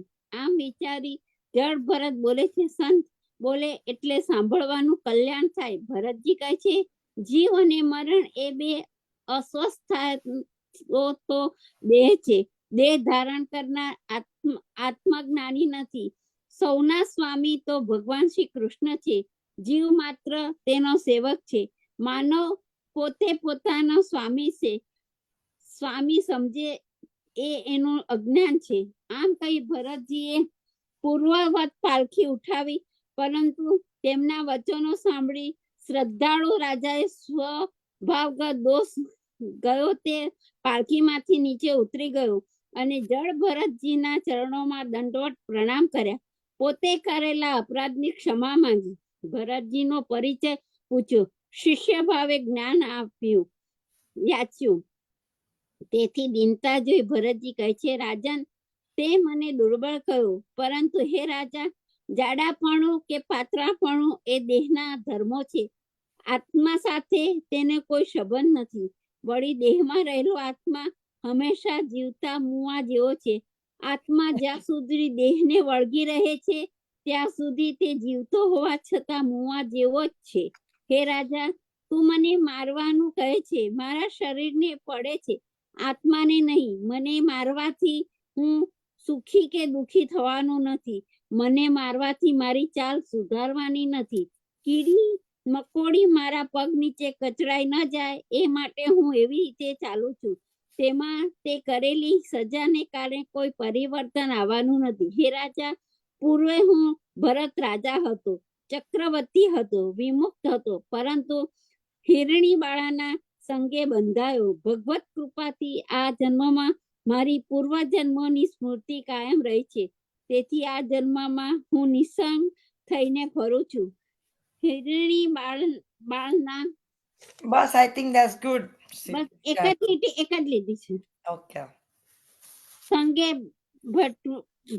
ભવાટને કિનારે આવી પહોંચવા જ નહીં હોવા છતાં મારે પુનઃ ભવસાગરમાં પડવું પડ્યું હતું. બસ પછી આગળ next time. Shri Thank Krishna Kanaiya Lal કી જય. કયું પાનું હતું છેલ્લું? 220. 220. Okay, thank you. 220 થી વાંચવાનું છેલ્લે. તૃપ્તિબેન, આપણે 84 વૈષ્ણવની વાર્તા 2-3 પાનાની જ છે, તો વાંચી લઈએ. જય શ્રી કૃષ્ણ. જય શ્રી કૃષ્ણ. આપણે આજની સત્સંગની જે 84 વૈષ્ણવની વાર્તા છે એ નરહરદાસ ગોડિયા બ્રાહ્મણ. આપણે આઈ થિંક હવે 7-8 જ વાર્તાઓ બાકી રહી છે અને પછી એ પણ પતી જશે. લગભગ હવે 9 બાકી છે. જય શ્રી કૃષ્ણ. જય શ્રી કૃષ્ણ. હવે શ્રી આચાર્યજી મહાપ્રભુજીના સેવક નરહરદાસ ગોડિયા બ્રાહ્મણ બંગલાના તેમની વાર્તાનો ભાવ કહીએ છીએ. ભાવ પ્રકાશ. એ નરહરદાસ બંગલામાં પ્રગટ્યા. લીલામાં એ કુમારિકાના યુથમાં હતા. યુથમાં છે. ત્યાં એમનું નામ સુગંધરા છે. એ જ્યારે મોટા થયા ત્યારે નરહરદાસની પ્રીતિ શ્રી જગન્નાથ રાયજીમાં લાગી. પછી એક વખત લાગટ એક વર્ષ પર્યંત જગન્નાથજી માં રહ્યા. પછી ઘરે પાછા આવ્યા ત્યારે પિતાએ કહ્યું, બેટા, હવે હું વૃદ્ધ થયો છું. તું યજમાનો પાસે જતો નથી તો મર્યા પછી ક્યાંથી ખાઈશ? તું વારે વારે જગન્નાથ રાયજીના દર્શને જાય છે. જગન્નાથ રાયજી કંઈ આપે છે? ત્યારે નરહરદાસે કહ્યું, જગન્નાથ રાયજી બધા જગતને આપે છે, તે મને પણ આપે છે. આજ પછી તું મને કંઈ આપીશ નહીં. જો જગન્નાથ રાયજી મારું કે પાલન કરે છે કે નહીં? ત્યારે નરહરદાસના પિતાએ કહ્યું કે જગન્નાથ રાયજી બધાને આપે છે તો ભેટ પૂજા કેમ લે છે? બધા લેવા વાળા છે, આપવા વાળો કોઈ ઠાકોર નથી. જ્યારે હું તને ખર્ચી આપું છું ત્યારે તું જઈને શ્રી જગન્નાથ રાયજીના દર્શન કરે છે. જો હું ના આપું તો તું ભીખ માંગીશ.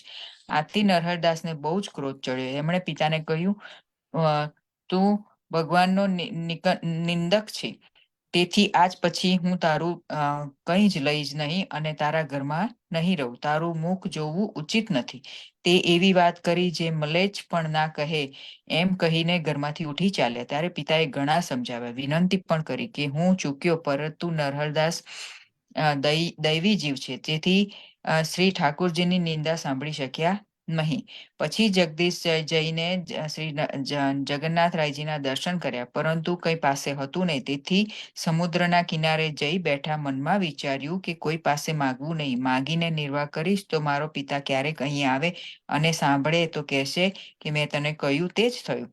તેથી જો જગન્નાથ રાયજી દેશે તો જ ખાઈશ, નહીં તો થાવાકાળ હશે તે થશે. પછી રાત્રિ થઈ ત્યારે શ્રી જગન્નાથ રાયજી મહાપ્રસાદ લઈ એક 16 વર્ષના બાળકનું રૂપ ધરીને આવીને કહે, બ્રાહ્મણ મહાપ્રસાદ લે. ત્યારે નરહરદાસે કહ્યું, હું મહાપ્રસાદની અવજ્ઞા કેમ કરું? લાવો.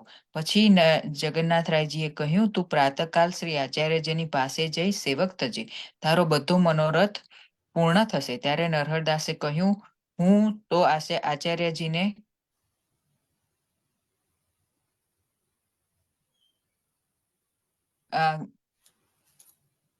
મળું.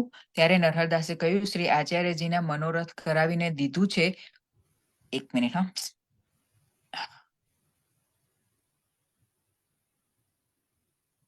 હું તો એમને ઓળખતી નથી, ક્યાં જાઉં?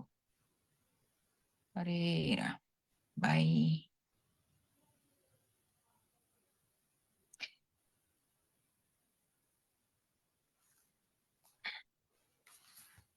હું એમને ઓળખતો નથી, ત્યાં ક્યાં જાઉં? ત્યારે શ્રી જગન્નાથ રાયજી કહે, શ્રી વલ્લભાચાર્ય પ્રસિદ્ધ છે, જેને પૂછીશ તે તને બતાવશે.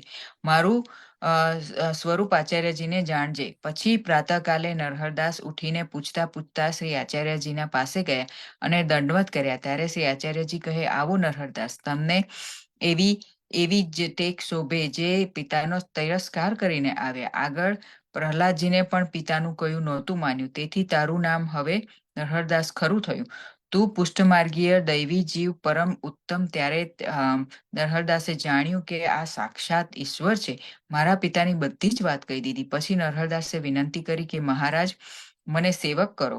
શ્રી આચાર્યજી કહે, હજુ તારું ચિત્ત દ્રવ્યમાં છે, તેથી હમણાં તને ભગવાન ફળશે નહીં. તેથી તું જઈને સમુદ્રના કિનારે બેસ. સમુદ્રની લહેરમાં તને દ્રવ્ય મળશે. તે દ્રવ્યથી જે મનોરથ શ્રી જગન્નાથરાયજીનો તે વિચાર્યો છે તે પૂર્ણ કર, પછી તને શરણે લઈશું.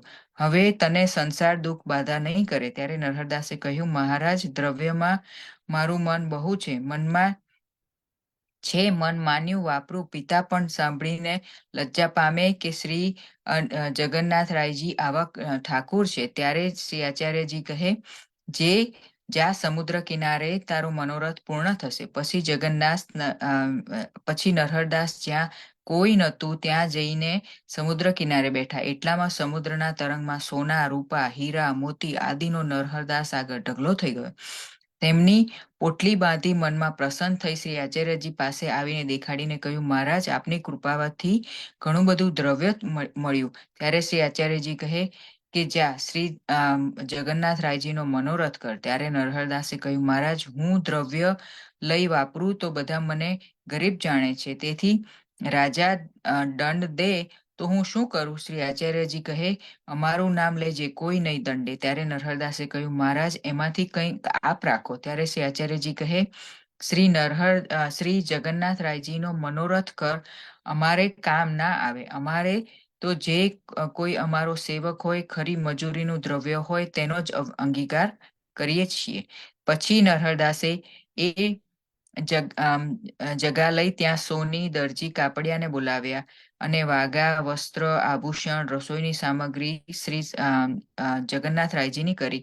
ગામમાં કોઈ પણ ભૂખ્યો ના રહે. પંડાઓને પણ આપ્યું. બધા ચકિત થઈ ગયા કે આગળ તો નરહરદાસ ગરીબ હતો, હવે આ બધું દ્રવ્ય ક્યાંથી લાવ્યો? જે પૂછે તેને નરહરદાસ કહે, શ્રી આચાર્યજીએ આપ્યું છે મનોરથ કરવાને.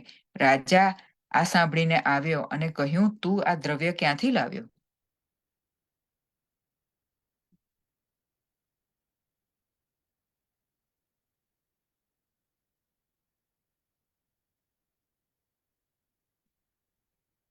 ત્યારે નરહરદાસે કહ્યું, શ્રી આચાર્યજીનો મનોરથ કરાવીને દીધું છે. પછી રાજાએ શ્રી આચાર્યજીની પાસે આવીને કહ્યું કે શ્રી આચાર્યજીએ કહ્યું, અમે કહ્યું છે કે શ્રી ઠાકોરજીનો મનોરથ કર. રાજા શ્રી આચાર્યજીના ભેદની વાત સમજ્યો નહીં. એણે જાણ્યું કે આપે આપ્યું હશે. પછી રાજા ઘરે ગયો. પછી નરહરદાસના પિતાએ સાંભળ્યું કે નરહરદાસ હજારો મનોરથો કરે છે. ત્યારે નરહરદાસનો પિતા નરહરદાસની પાસે આવ્યો અને નરહરદાસે પિતાની તરફ પીઠ કરીને કહ્યું કે તું શ્રી ઠાકોરજીનો નિંદક છો, તેથી તારું મુખ નહીં જો. તું જો શ્રી જગન્નાથરાયજીએ કેટલું દ્રવ્ય મને આપ્યું છે. જેને શ્રી ઠાકોરજીમાં વિશ્વાસ નથી તે આ જન્મમાં પણ દુઃખી છે અને પરલોકમાં પણ ભ્રષ્ટ થાય છે. પરંતુ તું પિતા છો, માટે શ્રી જગન્નાથરાયજીની ન્યોછાવર તું પણ કંઈક લઈ જા. પછી 1000 રૂપિયાનો માલ પિતાને દઈને કહ્યું કે આજ પછી મને મુખ ના દેખાડીશ. ત્યારે પિતા દ્રવ્ય લઈને ઘેર ગયો અને પછી કેટલાક દિવસમાં દ્રવ્ય પણ ઘટ્યું. ત્યારે પછી મનોરથો પૂર્ણ કરી નરહરદાસે શ્રી આચાર્યજીની પાસે આવીને દંડવત કરીને વિનંતી કરી કે મહારાજ, મને કૃપા કરીને શરણે લો. હવે મારું મન કોઈ વાતમાં નથી, આપની શરણે થવામાં જ છે. ત્યારે શ્રી આચાર્યજી કહે, જા સ્નાન કરીને આવ. એટલે નરહરદાસ નાહીને શ્રી આચાર્યજીના પાસે આવ્યા અને એટલે શ્રી આચાર્યજીએ તેને નામ સંભળાવી નિવેદન કરાવ્યું. એટલે નરહરદાસના હૃદયમાં પુષ્ટિ માર્ગનું જ્ઞાન થયું. પછી શ્રી આચાર્યજીને દંડવત કરીને તેમણે વિનંતી કરી કે મહારાજ, મેં બહુ જ ખોટું કામ કર્યું છે. શ્રી ઠાકોરજીને શ્રમ કરાવી દ્રવ્ય લઈ પોતાનો યશ પ્રકટ કર્યો છે. હું મહાદુષ્ટ છું. મારો જશ કેવો! ઉલટું મન ખરાબ થઈ પરલોક બગડે, તેથી મને ધિક્કાર છે. ઠાકોરજીનું દ્રવ્ય લઈ ઠાકોરજીનું કર્યું, તેમાં મોટો સ્વાર્થ અજ્ઞાન કરીને મેં માન્યો. હું હવે આપની શરણે છું. મારો પરલોક સુધરે, શ્રી ઠાકોરજી કૃપા કરે તે પ્રકાર મને કહો. ત્યારે નરહરદાસને શ્રી આચાર્યજી કહે, તને ઠાકોરજીની સેવા કરો. ત્યારે નરહરદાસે વિનંતી કરી કે મહારાજ, મને શ્રી ઠાકોરજી પધરાવી દો. એટલે શ્રી આચાર્યજી કહે કે તમે સમુદ્રના કિનારે ફરીથી જાઓ, ત્યાં ભગવત સ્વરૂપમાં તમને મળશે, તે લઈ આવો. તેથી નરહરદાસ ફરીથી તે જ ઠેકાણે સમુદ્ર કિનારે જઈને બેઠા. એટલામાં સમુદ્રની છોડમાં યુગલ સ્વરૂપ આવ્યા. એટલે નરહરદાસ યુગલ સ્વરૂપને લઈ શ્રી આચાર્યજી મહાપ્રભુજી પાસે આવ્યા. ત્યારે શ્રી આચાર્યજી મહાપ્રભુજીએ યુગલ સ્વરૂપ શ્લોકને પંચામૃત સ્નાન કરાવીને પછી શ્રી મનમોહન જી નામ ધરી નરહરદાસ પાસે પધરાવ્યા. ત્યારે નરહરદાસે શ્રી આચાર્યજીને વિનંતી કરી, મહારાજ, મારા ઘરમાં પિતા બહિર્મુખ છે, તેથી મારાથી ઘરે તો જવાય નહીં, અને અહીં મારો લૌકિકમાં ઘર યશ થયો છે, તેથી અહીં માગીને સેવા ન કરી શકાય. મારા યજમાન બંગાળી કાશીમાં ઘણા છે, ત્યાં આપ કહો તો જઈને ભગવત સેવા કરું. ત્યારે શ્રી આચાર્યજી કહે, જ્યાં ભગવત સેવા સારી રીતે બની શકે તે જ દેશ ઉત્તમ છે. વળી અમને અહીં ઘણા દિવસ થયા છે, તેથી અમે પણ દક્ષિણ જઈને કાશીએ જઈશું. પછી શ્રી આચાર્યજી દક્ષિણ પધાર્યા અને નરહરદાસ કાશીમાં આવી શ્રીમદ મનમોહનજીની સેવા મન લગાડીને કરવા લાગ્યા. કેટલાક દિવસમાં શ્રી મનમોહનજી સાનુભાવ જણાવવા લાગ્યા. વાર્તા પ્રસંગ 1. એ નરહરદાસ શ્રીમદ મોહનજીની સેવા ઘણા વર્ષ સુધી સારી રીતે કરી. પછી શરીર થાક્યું, વૃદ્ધ થયા, તેથી સેવા ન થઈ શકી, એટલે શ્રી મનમોહનજીને પધરાવીને શ્રી ગોકુલ આવ્યા. શ્રી ગુસાઈજીને દંડવત કરી અને શ્રી મનમોહનજીને શ્રી ગુસાઈજીના ઘરે પધરાવ્યા. પછી શ્રી ગુસાઈજીએ શ્રી ગોકુલ ચંદ્રમાજીની પાસે પધરાવ્યા. તે શ્રી ગોકુલ ચંદ્રમાજીની પાસે જુદા સિંહાસન ઉપર બિરાજે છે. પછી નરહરદાસે જન્મભર વ્રજમાં ભાવના કરી માનસી સેવાથી નિર્વાહ કર્યો. તે નરહરદાસ શ્રીનાથજીના એવા કૃપાપાત્ર ભગવદીય હતા. એમની વાર્તા ક્યાં સુધી કહીએ? વાર્તા સમાપ્ત. જય શ્રી કૃષ્ણ. જય શ્રી કૃષ્ણ. જગન્નાથજીનું જે વાર્તા આમાં આવે છે એ જગન્નાથપુરીમાં છે તે જ ને, એની જ વાત છે ને, I think, right? Shri Jagannath રાયજીનો મનોરથ કરવાનું કહ્યું ને, આઈ થિંક સો. હા, એ જ જગન્નાથ એ જ જગન્નાથપુરીની વાત કરે છે એ ને? જગન્નાથપુરી. હા, okay. Hmm. Thank you Triptiben. જય શ્રી કૃષ્ણ. જય શ્રી કૃષ્ણ. આપણે ગીતાજીનું પારાયણ કરીએ. ચેપ્ટર 18, શ્લોક નંબર 26. હર્ષિતા આંટી, જય શ્રી કૃષ્ણ. જય શ્રી કૃષ્ણ સર્વે વૈષ્ણવોને. અધ્યાય 18મો, શ્લોક 26મો. મુક્તમ સડોડઃ નહવાદી ધૃત્ય સાહ સમવદિત સિદ્ધયો નિર્વિકારમ કરતા સાત્વિક ઉચ્યતે. એનો અનુવાદ છે, જે મનુષ્ય ભૌતિક ગુણોના સંસર્ગથી રહિત, અહંકાર વગર ધૈર્ય તથા ઉત્સાહપૂર્વક પોતાના કર્મ કરે છે અને સફળતા એ નિષ્ફળતામાં અવિચલિત રહે છે, તે સાત્વિક કરતા કહેવાય છે. તેનો ભાવાર્થ છે, કૃષ્ણ ભાવના પરાયણ મનુષ્ય સદા ભૌતિક પ્રકૃતિના ગુણોથી પર રહે છે. તે પોતાને સોંપવામાં આવેલા કાર્યોના પરિણામની કોઈ આકાંક્ષા રાખતો નથી, કારણ કે તે મિથ્યા અહંભાવ તથા ઘમંડથી પર હોય છે. તેમ છતાં કાર્ય પૂર્ણ થાય ત્યાં સુધી તે હંમેશા ઉત્સાહથી ભરપૂર હોય છે. તેને હાથમાં લીધેલા કામના કષ્ટ વિશે ચિંતા રહેતી નથી. તે સદા ઉત્સાહી રહે છે અને સફળતા કે નિષ્ફળતાની પરવા કરતો નથી અને સુખ અને દુઃખ બંનેમાં સમાન રહે છે. આવો મનુષ્ય સાત્વિક હોય છે. જય શ્રી કૃષ્ણ. નાનો છે, બહુ સરસ છે પણ શ્લોક. શ્લોક સરસ. સાચી વાત છે, કશું એક્સપેક્ટેશન નહીં રાખવાનું અને પોતાનું કામ બરાબર રીતે સુખ અને દુઃખમાં સેમ જ રહીને કરવાનું. શ્લોક નંબર 27મો. રશ્મિબેન, જય શ્રી કૃષ્ણ. જય શ્રી કૃષ્ણ. જય શ્રી કૃષ્ણ.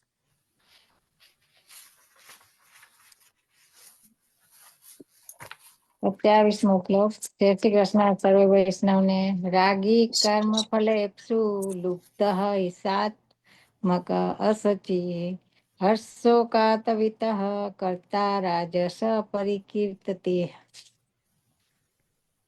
અનુવાદ છે, જે કર્તા અને કર્મ તથા કર્મફળમાં આસક્તિ રાખીને ફળો ભોગવવાની ઈચ્છા રાખે છે, તથા જે લોભી, હંમેશા ઈર્ષા કરનાર, અપવિત્ર તથા સુખ દુઃખથી વચલિત થનારો હોય છે, તે રાજસી અર્થાત રજોગુણી કહેવાય છે. ભાવાર્થ: મનુષ્ય મનુષ્ય કોઈ કાર્યમાં કે ફળમાં એટલા માટે અત્યંત આસક્ત રહે છે કે તે ભૌતિક પદાર્થોમાં ઘરબાર, પરિવાર, પત્ની તથા સંતાનોની પ્રતિ અતિશય આસક્તિ ધરાવે છે. આવા માણસને જીવનમાં ઉચ્ચતર પ્રગતિની કરવાની ઈચ્છા હોતી નથી. તે આ જગતમાં શક્ય એટલું જ વધારે સુખ સગવડ ભર્યું બનાવવામાં વ્યસ્ત રહે છે. સામાન્ય રીતે તે બહુ લોભી હોય છે અને માનતો હોય છે કે પોતે જ ઉપાર્જિત કરેલું બધું કાયમી હોય છે અને તે કદાપી નષ્ટ થતું નથી. આવો મનુષ્ય બીજા લોકોની ઈર્ષા કરતો હોય છે અને ઇન્દ્રિયો તૃપ્તિ માટે ગમે તેવું ખોટું કામ કરવા પણ તૈયાર રહે છે. માટે આવો માણસ અપવિત્ર હોય છે અને પોતે જ કરેલી કમાણીમાં શુદ્ધ છે અને કે અશુદ્ધ છે તેની તે પરવા કરતો નથી. પોતાનું કામ સફળ થઈએ તે બહુ જ ખુશ થાય છે અને અસફળ થવાથી તે બહુ દુઃખી થાય છે. રજોગુણી કરતા એવો જ હોય છે. બોલ શ્રી ગિરાજ ધરણ કી જય. Thank you. જય શ્રી કૃષ્ણ. જય શ્રી જય શ્રી કૃષ્ણ. કૃષ્ણ. શ્લોક નંબર 28 નો આઈ થિંક મેં ચક્ષુસાને મોકલાયો છે. Chakshusa are you there? I just send you, કારણ કે નીરુ આંટી નથી આવ્યા તો હા 2 મિનિટ. શ્યોર.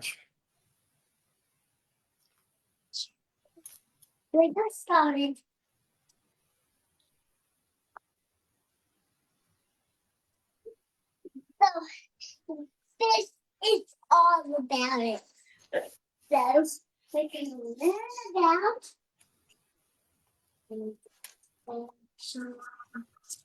જય શ્રી કૃષ્ણ લલિતાબેન, તમે જય પણ શ્રી છો? કૃષ્ણ.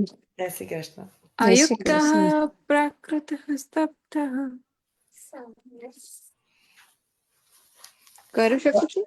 ગો હેડ ચક્ષુસા. યા. અયુક્તઃ પ્રકૃતઃ સ્તબ્ધઃ શઠૌ નિષ્કૃતિકોશ્લસઃ વિષાદી દીર્ઘસૂત્રી ચ કર્તા તામસ ઉચ્યતે. અયુક્તઃ પ્રાકૃતઃ સ્તબ્ધઃ શઠૌ નિષ્કૃતિકોલસઃ વિષાદી દીર્ઘસૂત્રી ચ કર્તા તામસ ઉચ્યતે. અયુક્તઃ પ્રાકૃતઃ સ્તબ્ધઃ શઠ નૈષ્કૃતિક અલસ વિષાદી દીર્ઘસૂત્રી તથા કર્તા. જે કરતા હંમેશા શાસ્ત્રાજ્ઞા વિરુદ્ધ કર્મ કરે છે તે ભૌતિકવાદી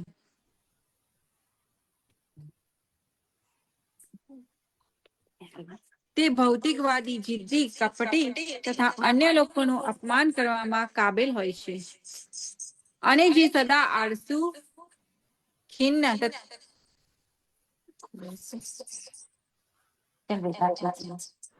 તારું એકો સાઉન્ડ આવે છે બકા, એકો સાઉન્ડ આવે છે. હા હા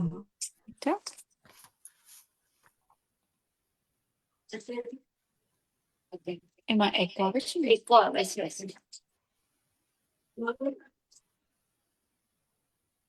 જે કરતા હંમેશા શાસ્ત્રાજ્ઞા વિરુદ્ધ કર્મ કરે છે, જે ભૌતિકવાદી, જિદ્દી, કપટી તે અન્ય લોકોનું અપમાન કરવામાં કાબેલ હોય છે અને જે સદા આળસુ, ખિન્ન તથા કામ કરવામાં નાહક ઢીલ કરનારા હોય છે તે તમોગુણી કહેવાય છે. શાસ્ત્રોક્ત આદેશોમાંથી આપણને જાણવા મળે છે કે કેવા પ્રકારનું કાર્ય કરવું જોઈએ અને કેવા પ્રકારનું કાર્ય ન કરવું જોઈએ. જે મનુષ્ય શાસ્ત્રોની આ આજ્ઞાઓથી અવગણના કરીને ન કરવાના કાર્યો કરે છે તેઓ સામાન્ય રીતે ભૌતિકતાવાદી હોય છે. તે શાસ્ત્રોમાં આદેશ પ્રમાણે નહીં પણ પ્રકૃતિના ગુણો અનુસાર કાર્ય કરે છે. આવા કરતા સૌજન્યશીલ હોતા નથી અને સામાન્ય રીતે તેઓ બહુ ધૂર્ત તથા અન્યોનું અપમાન કરવામાં કાબેલ હોય છે. તેઓ ઘણા આળસુ હોય છે. કામ હોવા છતાં તે બરાબર કરતા નથી અને પછી તે કામને પાછળથી કરવા માટે બાજુએ મૂકી દે છે. તેથી તેઓ ખિન્ન રહે છે. તેઓ કામમાં બિનજરૂરી ઢીલ કર્યા કરે છે. જે કામ 1 કલાકમાં પૂરું કરી શકાય તેને વર્ષો સુધી ઘસાડતા રહે છે. આવા કરતા તમોગુણી હોય છે. તો આપણને તમોગુણીના એક્ઝામ્પલ્સ આપે છે કે જ્યારે આપણે આળસ આપણામાં બધા માણસનામાં રજોગુણ, તમોગુણ અને સત્વગુણ રહેલા જ છે. જ્યારે આપણને આ બધું આળસ આવે કે અમુક વખત ગુસ્સો આવી જાય તો આપણો એ ભાવ તમોગુણી ભાવ ત્યારે સ્ટ્રોંગ છે. તો એ આપણને આમ ખ્યાલ આવી જવો જોઈએ કે આ અત્યારે મારું તમોગુણી ચાલી રહ્યું છે. તો you have to go back to, you have to Think, rethink, think evaluate. and see કે અત્યારે આ મારો તમોગુણ ચાલી રહ્યો છે અને મારે એને રજસ કે સત્વગુણમાં કેવી રીતે કન્વર્ટ કરવાનો. Right. Because we Okay. all have to some extent we have all this gun in us, and Yes. sometimes one of them is higher, the other one is lower. Yes. So Just that like is our Ayurvedas on the આપણે cup પિત્ત અને તપ છે ને જે આપણા તત્વો આયુર્વેદના same thing. જ્યારે આપણે ઠંડી લાગે છે ત્યારે આપણે પિત્ત ગુણ ખૂબ જ વધી જાય. એવી જ રીતે આ વસ્તુનો આપણા સ્વભાવમાં પણ એવું હોય. right. એટલે એ પણ આપણે બેલેન્સ કરવાની બહુ જરૂર છે. શ્લોક નંબર 29 કલ્પના આંટી. જય શ્રી કૃષ્ણ.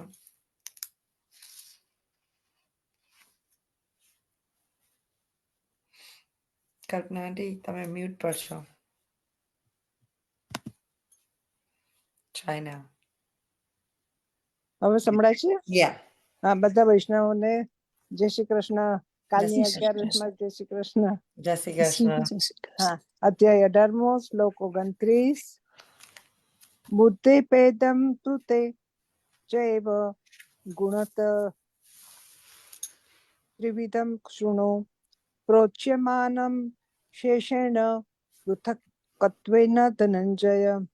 એનો અનુવાદ છે: હે ધનંજય, હવે તને ભૌતિક પ્રકૃતિના 3 ગુણો અનુસાર વિભિન્ન પ્રકારની બુદ્ધિ તથા ધૃતિ વિશે વિસ્તારથી કહીશ.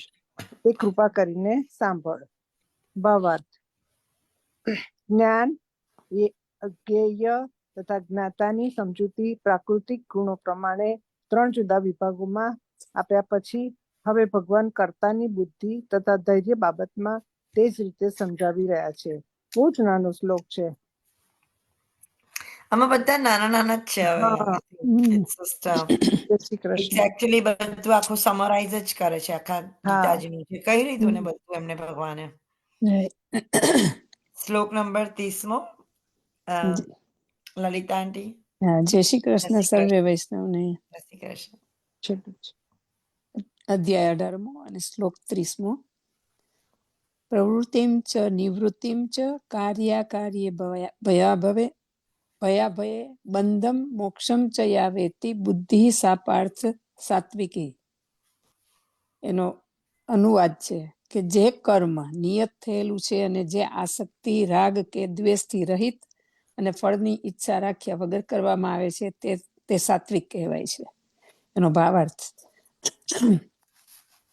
વિભિન્ન આશ્રમો તથા સમાજના વર્ણોના આધારે શાસ્ત્રોમાં નિયત વ્યાવસાયિક કર્મ જે નિષ્કામ ભાવે અથવા સ્વામિત્વના ભાવ વિના અને તેથી રાગ દ્વેષથી રહિત થઈને પરમેશ્વરને પ્રસન્ન કરવા માટે આત્મતૃપ્તિ વિના કૃષ્ણ ભાવના મૃતયુક્ત થઈને કરાય છે તેવા કર્મ સાત્વિક કહેવાય છે. શ્રી વલ્લભાધીશ કી જય. આપણે જેમ જેમ ગીતા વાંચીને આપણે એના અંતમાં પહોંચીએ છીએ તો આપણે કયા કયા ક્વોલિટીઝ અને શું ગીતામાંથી લઈશું એ પણ યાદ રાખીશું. કે આપણે ખાસ કરીને રાજસી, તામસી અને ગુણો વિશે શીખીશું. તો આપણે આપણામાં કેવી રીતે એનો અમલ કરવો જોઈએ રોજની રીતિમાં. તો એ બધું જ આપણે શીખીશું. જેમ આપણે ધીમે ધીમે એનો અમલ કરવો જોઈએ, જેમ થાય એવો. પણ એઝ વી નો આપણને ખબર છે કે સાચું શું છે અને ખોટું સુખ છે, રાઈટ? એ તો આપણે જ્ઞાન બધાને છે, પણ આપણે કરવામાં પણ એનો અમલ કરીશું ને તો આપણે બધા જ બહુ સુખી ભાવથી રહીશું, હેપીલી રહીશું અને આપણા ઠાકોરજીને વધારે પ્રસન્ન કરી શકીશું. એમને કહ્યું ને આજે કે આપણે ભક્તિ કરવાથી અંકુટ કરીએ કે પછી આપણે ઉત્સવ કરીએ કે પછી એમને શણગારીએ, એ બધામાં તો બરાબર છે, પણ આપણે આપણા રીતે ચેન્જ કરીશું આપણી જાતને સારી રીતે ને પોઝિટિવ રીતે, તો આપણે એમને લાયક બનીશું અને એટલા જ ભગવાન પણ આપણા માટે અટ્રેક્ટિવ બનશે. રાઈટ? સાચી વાત છે. એટલે આપણે આપણી જાતને સુધારવાનું છે. Thank Yeah. યુ. આપણે ગીતાજીનું આગલા શ્લોકમાં પછી નેક્સ્ટ ટાઈમ પારાયણ કરીશું. હવે બસ આ ચેપ્ટર છેલ્લો 18મો અધ્યાય જ છે. આપણે ભજન ગાઈએ. કોઈને ભજન ગાવું છે? આઈ થિંક ગાઓ. બેન ગો હેડ. ગાય. જય શ્રી કૃષ્ણ. જય શ્રી કૃષ્ણ. જય કૃષ્ણ. જય શ્રી કૃષ્ણ. કીર્તન છે. હું તો ગિરિરાજ ચડું ને હરી સમરું રે. હું તો ગિરિરાજ ચડું ને હરી સમરું રે. મારું જીવન ધન્ય બની જાય. હું તો ગિરિરાજ ચડું ને હરી સમરું રે. મારી સાથે ભગવતીઓનો સાથ રે. જય નિરકુ અનાથ નો નાથ. હું તો ગિરિરાજ ચડું ને હરી સમરું રે. મને પુષ્ટિમાં જન્મો દીધો શ્રી હરિને રે. મહાપ્રભુજી એ દીધા ગુરુ ગાન. હું તો ગિરિરાજ ચડું ને હરી સમરું રે. મને વલ્લભ પ્રભુએ માર્ગ ચિંધ્યો રે. મને ઓળખાવ્યા ગોવર્ધન નાથ. હું તો ગિરિરાજ ચડું ને હરી સમરું રે. મને કંઠી બાંધી છે મંત્ર આપ્યો રે. વળી દીધા અભય વરદાન. વૈષ્ણવ તો ગિરિરાજ ચડે ને હરી સમરે રે. પંચાક્ષર મંત્ર મારું જીવન છે રે. અષ્ટાક્ષર મંત્ર મારું પ્રાણ. હું તો ગિરિરાજ ચડું ને હરી સમરું રે. અમને સેવા શીખડાવી રૂડી રીત સુરે. એમાં પૂર્યા છે ભક્તિના ભાવ. હું તો ગિરિરાજ ચડું ને હરી સમરું રે. હું તો કર જોડીને કરું છું વિનતી રે. અમને દેજો શ્રી વ્રજમાં વાસ. વૈષ્ણવને દેજો શ્રી વ્રજમાં વાસ. જો હું તો ગિરિરાજ ચડું ને હરી સમરું રે. વૈષ્ણવ ગિરિરાજ ચડે ને હરી સમરે રે. હું તો ગિરિરાજ ચડું ને હરી સમરું રે. મારું જીવન ધન્ય બની જાય. હું તો ગિરિરાજ ચડું હરી સમરું રે. બોલ શ્રી ગિરિરાજ ધરણ કી જય. શ્યામ સુંદર શ્રી અમને મહારાણી કી જય. अपना अपना गुरुदेव की जय. બીજા કૃષ્ણ બધા કનૈયા લાલ કી જય. બીજા કોઈને ગાવું છે? એક ભજન, વન મોર ભજન.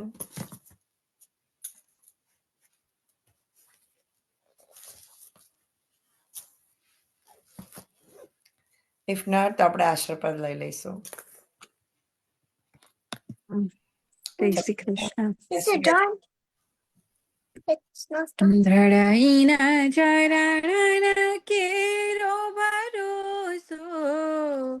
ધરણીના ચરણ કેરો. શ્રી વલ્લભ નખ ચંદ્ર ચટાબીન. સબ જગ માહી અંધેરો ભરોસો. ધરણીના ચરણ કેરો. सावधान और नहीं करी में. जासो होत निवेरो. सूर कहाँ कहे द्विविध आंधरो. बिना मोल को चेरो भरोसो. धरहीन चरण केरो. ધરણીના ચરણ કેરો ભરોસો. ધરણીના ચરણ કેરો. શ્રી વલ્લભાધીશ કી જય. શ્રી કૃષ્ણ કનૈયા લાલ કી જય. श्याम सुंदर श्री यमुने महारानी की जय। श्री गोपाल लाल प्यारे की जय। गुसाई जी परम दयाल की जय। બધા વૈષ્ણવને જય શ્રી કૃષ્ણ. જય શ્રી જય શ્રી કૃષ્ણ. જય શ્રી કૃષ્ણ જય બધાને. શ્રી જય શ્રી કૃષ્ણ. કૃષ્ણ. સર્વે વૈષ્ણવને જય શ્રી કૃષ્ણ. એકાદશીના એકાદશીના બધા કૃષ્ણ. વૈષ્ણવને જય શ્રી જય કૃષ્ણ. શ્રી કૃષ્ણ. જય શ્રી કૃષ્ણ બધાને. સેજલ, હા હા, રાજકોટમાં છે ને તમારા લોકોને દર્શન કરવા હોય ને તો નાથદ્વારાથી ધજાજી પધાર્યા છે. મારા ફઈના દીકરાને ત્યાં છે આ બધો ઉત્સવ.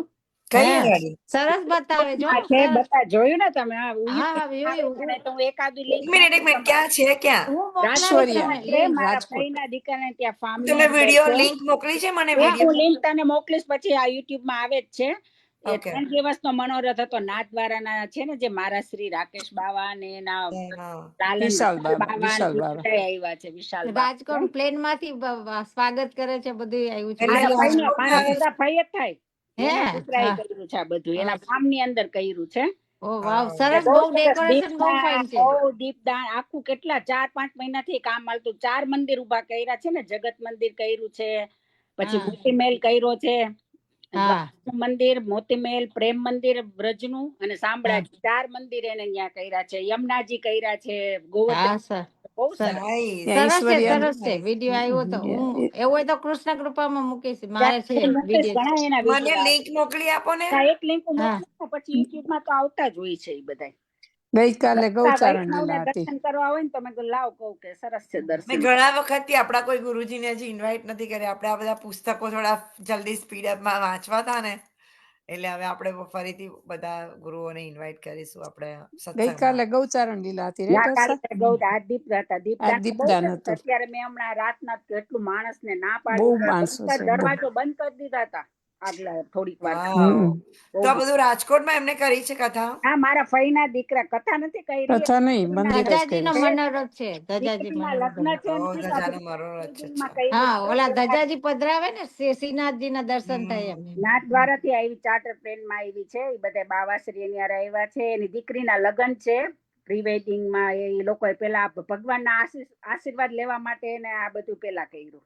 નાઈસ. ઓકે, સરસ સરસ. કારણ કે એને સગાઈ અહીંયા મોતીમહેલમાં નાથદ્વારામાં જ થઈ હતી હમણાં 3-4 મહિના પહેલા. એ બહુ માને છે, એને સારું છે ભગવાનને દીધું એટલે. એ તો આવા મનોરથ કરતો જ. એને કથા કરી ત્યારે હું ગઈ હતી 8 વર્ષ પહેલા. બહુ સરસ કરી હતી. લગ્નમાં કેમ નથી જવાની તો? લગ્નમાં એટલે જ કીધું જાવ ને મમ્મી. મેં જવું જોઈએ ને જાવું જ યાર. જોઈએ. આવામાં જવું ના જોઈએ. હું તો ડેફિનેટલી લગ્ન તો જાઉં. એના દુબઈ કે અબુ ધાબી છે. લગ્નમાં તો આ વખતે એને છે ને ટૂંકેથી કર્યું તો 2 જણાને જ લઈ જવાના હતા. પણ અહીંયા રાજકોટ આ બધું બહુ સરસ કર્યું છે. નવીનભાઈ ના આવે તો હાલ આપણે બે જાય.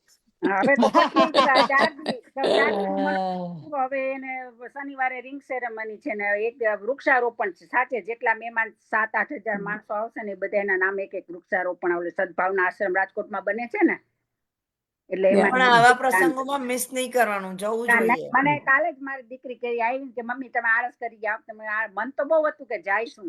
કારણ કે આ તો લાઈફમાં મેમોરી વેરી મેમોરેબલ છે વસ્તુ. બહુ ઇન્ડિયામાં તો વેધર ફાઇન છે. અહીંયા ઠંડુ છે. એની કથામાં તો હું ગઈ હતી. એને હરિદ્વારમાં કરાવી ત્યારે મેં ટિકિટ તો બુક કરી. કોરોના આવ્યું પણ રાજકોટમાં કરાવી ને ત્યારે હું ગઈ હતી. એ ઓલા વ્રજરાજ બાબા તારા બરોડાના છે ને, એની કરાવે છે કથા. વ્રજરાજ બાબા, વ્રજરાજજી. અચ્છા અચ્છા. વ્રજરાજજી. ઓકે. એની કથા 2 વાર એને રાજકોટમાં કરી હતી ને, પછી એકવાર હરિદ્વારમાં હતી પણ કોરોના આવ્યું. અમે ત્યારે જવાના હતા પણ કોરોના આવી ગયું એટલે બંધ રહી. પછી પાછી કરી પણ નીકળાયું ને એવું છે. અહીંયાથી પછી નીકળવું મુશ્કેલ થઈ પડે. એટલે હર્ષા આપણે આજે ઈશ્વરી આપણે પેલો મેળામાં જતા ગામ છે ઈ એનું મને ખબર છે, પણ હવે ત્યાં ઈ મંદિર રહેશે એવી જ રીતે કાયમ માટે? મંદિર તો આઈ થિંક કાયમ માટે રે. કારણ કે એ તો આવું બધું કરતો જ હોય છે ની અંદર કઈ બરોબર. આ તો બધું એને આખું એટલા માણસો બોલાવીને 5 મહિનાથી કામ હાલતું હતું. એટલે આ રહેશે હવે મંદિર? ના રહેશે નહીં. હા, એટલે કહો લઈ લે ને એ લોકો. એ લોકો તો એને બધું આ એવું એટલા માણસોને કામ અપાવીને સરસ. એને તો બહુ કર્યું. ના રહેશે નહીં, કારણ કે તેના ફાર્મ ની અંદર ઘણા એવા કરતો હોય છે બધા. કારણ કે ધ્વજાજી ફંક્શન કરીને પછી લઈ લેશે, પધરાવી લે. ધ્વજાજી નાથદ્વારાથી જયારે પધારતા હતા ને ત્યારથી બતાવતા હતા બધું. એમ કે ત્યાં પેલા બધી જોવું પડશે. મને લિંક મોકલજો ભાભી. મેં તમને જોયું હા હા મેં જોયું ને. મેં તો મેં જોયું તું, યુટ્યુબ માં જોયું તું. દીપદાન નો મેં હમણાં જ જોયું. એતલની ઘરેથી આવીને સરસ રાતના ચારણ લીલા નો હું મોકલીશ. એક લિંક મોકલીશ એટલે યુટ્યુબ માં આવતું જ હોય છે. હા યા ઓકે યુટ્યુબ પર ક્યાં એમાં તમે દ્વારકા છે ને દ્વારકાધીશ ઓલા દ્વારકાધીશ ધજાજી ઉત્સવ આવે છે એમાં એવું લખેલું રાજકોટ બાન ધ્વજાજી ઉત્સવ બાન પરિવાર આવે છે લખેલું નીચે BAN બાન પરિવાર અને એ ધ્વજાજી એનું નામ છે બાન બાન એટલે ઈ દવાની પેલા કંપની હતી, ઈ લોકો દવા બનાવે છે બધી આયુર્વેદિક નું. ઓકે ઓકે હવે તો ઘણી પ્રોડક્ટ બનાવે છે, એ લોકો બહુ સારું છે. મારા ફઈ છે મોટા સૌથી, એના દીકરા ઓકે બાન પરિવાર એવું છે. બાન પરિવાર નીચે લખેલું આવે. ઓકે ઓકે થેન્ક યુ બધા વૈષ્ણવોને. ચાલો જય શ્રી કૃષ્ણ. જય શ્રી જય કૃષ્ણ. શ્રી કૃષ્ણ. જય શ્રી કૃષ્ણ બધાને. જય જય શ્રી કૃષ્ણ. જય શ્રી જય શ્રી કૃષ્ણ.